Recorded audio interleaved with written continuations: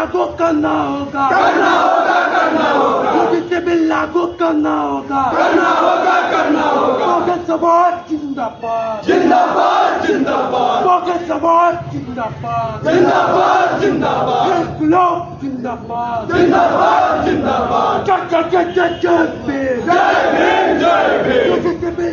UGC का जो नया गाइडलाइन आया गया है उसको लेकर जो है छात्र नाखुश है, जिसको लेकर के जो है धरना प्रदर्शन भागलपुर यूनिवर्सिटी में किया जा रहा है। आप देख रहे हैं यहाँ पे,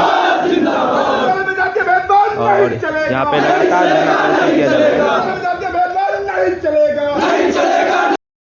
शैक्षणिक संस्थानों में जिस प्रकार से जातिगत भेदभाव हो रहा है और यूजीसी का जो नया गाइडलाइन आया 2026 में, जिसे वापस ले गया, जिसको लेकर के जो है SC ST और OBC समाज के लोग बिहार विधानसभा में 65% आरक्षण की मांग कर रहे हैं।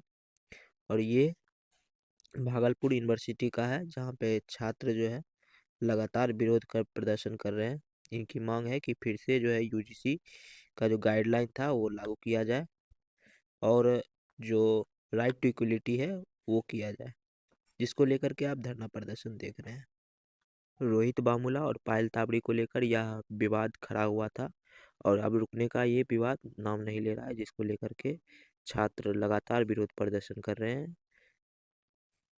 सुप्रीम कोर्ट ने जो निर्णय दिया है उनके खिलाफ ये लोग कर रहे हैं प्रदर्शन और उनके न्याय को अनुचित मानते हुए फिर से न्याय की मांग कर रहे हैं, जिसको लेकर के देख रहे हैं आप।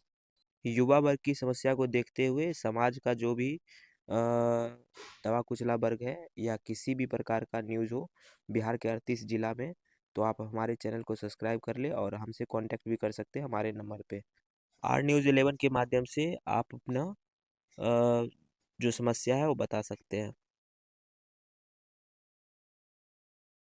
जिसमें ऐसे करके SC ST डिसेबिलिटी के शिकार हैं, उन छात्रों के साथ भी जो जातीय भेदभाव हो रही है, जो धार्मिक भेदभाव हो रहा है, उसको न्यूट्रलाइज करने के लिए यूजीसी ने एक नई गाइडलाइन जारी किया, जिसको हम कहते हैं यूजीसी गाइडलाइन 2026। अब इसमें क्या किया, केंद्र सरकार ने तो जारी कर दिया, लेकिन साथ ही इसमें जो सदियों से चले आ रहे सवर्ण वर्चस्व, जो मतलब कि समाज में जाति आधारित उत्पीड़न हो रहे हैं, वो सब करने वाले लोग इसके विरोध में उतरे। तमाम सवर्ण संगठन इसके विरोध में उतरे और सुप्रीम कोर्ट को इसके दबाव में आकर के बिना न्यायिक समीक्षा किए हुए ये बिल्कुल ही बेबुनियाद तर्क देकर के इसको स्टे लगा दिया गया। तो इसी के आलोक में हम यह विरोध करने के लिए आए हैं। ये जो अन्याय पर आधारित न्यायिक व्यवस्था चल रहा है भारत में, सुप्रीम कोर्ट जो ब्राह्मणवादी और मनोवादी व्यवस्था के अंतर्गत चलता है, इसका हम लोग पुरजोर बहिष्कार करते हैं और इसके हम किसी भी काले कानून को नहीं मानेंगे। इसके हर कानून को, काले कानून को मानने से हम बहुजन छात्र इनकार करते हैं। यहाँ तक कि इसने जो सुप्रीम कोर्ट ने जो समीक्षा की और उसके बाद जो स्टेटमेंट दिया वो बहुत ही हास्यास्पद है। जब आप बहुजन छात्रों के उत्पीड़न किया है, इसको अपना जन्मसिद्ध अधिकार समझते हैं और समतामूलक समाज के आप विरोधी हैं।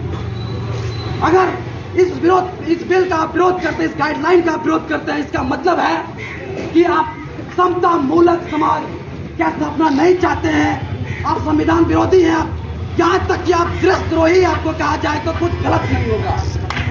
हर मोर्चे पर भेदभाव का शिकार होना पड़ता है इनको, लेकिन कि समीक्षा के नाम पर, कार्रवाई के नाम पर क्या मिलता है? कुछ नहीं मिलता है। और रोहित वेमुला ऐसे आत्महत्या, पायल तड़वी ऐसे आत्महत्या और ना जाने सैकड़ों आत्महत्या ऐसे मामले के रूप में इस सामने उभर करके आते हैं। ये क्या है? अगर हमारे कैंपस में ऐसे भेदभाव हो रहा है तो कुछ नहीं हो रहा है, करने के लिए एक मामूली और न्यूनतम कदम है, उसको भी ये लोग लागू होने नहीं देना चाह रहे हैं। ये है यहाँ पर समान वर्चस्ववादी रवैया और इसको हम बहुजन छात्र तिरस्कार करते हैं और कभी इसका स्वीकार नहीं करेंगे। हम लोग एक मुकम्मल लड़ाई की तैयारी में हैं और इसका पुरजोर विरोध करते हैं और आगे भी करते रहेंगे। इंकलाब जिंदाबाद।